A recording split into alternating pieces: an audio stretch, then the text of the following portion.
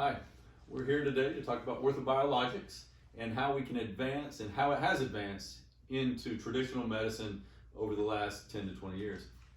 So I've been in this field for almost a decade now and seen my own practice advance from very basic treatments into the orthobiologics, which includes platelet-rich plasma, also known as PRP, as well as amniotic tissue, amniotic fluid, Wharton's jelly umbilical, bone marrow, aspirate, and adipose removal and grafting.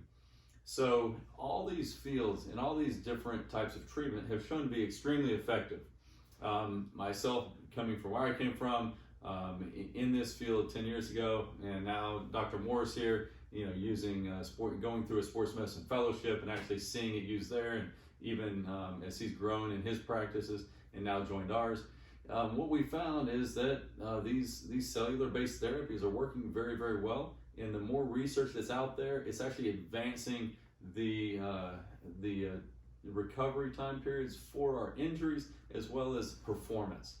And now Dr. Morse just attended a course recently, this past weekend. It was with the Regenerative Medicine Training Institute, where there were doctors from Emory University, Baylor University, and one of the pro NHL teams. And all of them are doing bone marrow adipose treatments, and that's where he was able to experience some of his treatments. I'll kind of let him give info on what he learned. Yeah, so what most people don't realize is that a lot of the pro athletes depend on their team docs to guide them and to get them back on the field. Well, they have to use the best that they can get, and a lot of them use bone marrow, a lot of them use adipose. And depending on the specific nature of the injury, they will favor one versus the other. A lot of the times they can't use specifics because of HIPAA, but they definitely use this stuff regularly. I said, how often for one of the three team docs, and they all cover their respective colleges or pros. I said, how often do you do adipose? Once, twice a week. How often do you do bone marrow? 3-4 times a week, depending on. And then what about PRP? 10, 15 times a week. So like they almost every day they're doing some regenerative medicine, whether it's for one of their team players, one of their regular patients that aren't on one of their teams. They've seen the effectiveness, the quality, the safety of these products, and as a result, they continue to use them. And there's a reason why the teams allow them to use them, because not only does it work, but it also gets their players back on the field faster and as close to they can to 100% performance.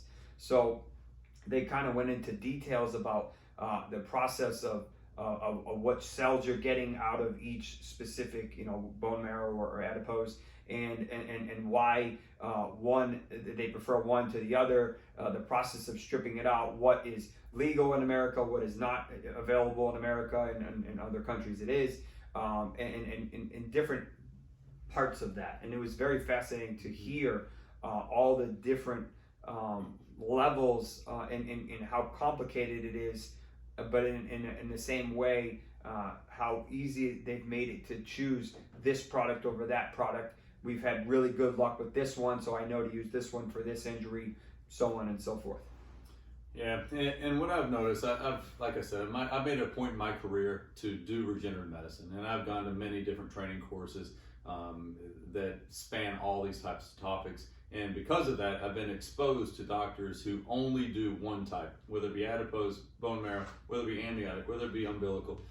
And what I've noticed is we all get great results. PRP was the staple. It started back in the 80s, and musculoskeletal got into the 90s, and we were able to see great results with that. And now, because our science and technology have gotten so good at extracting what we call a mesenchymal stem cell, or better known now as a medicinal signaling cell, we can actually extrapolate that to such a degree and such a level that we can even get better results than PRP has allowed us in the past.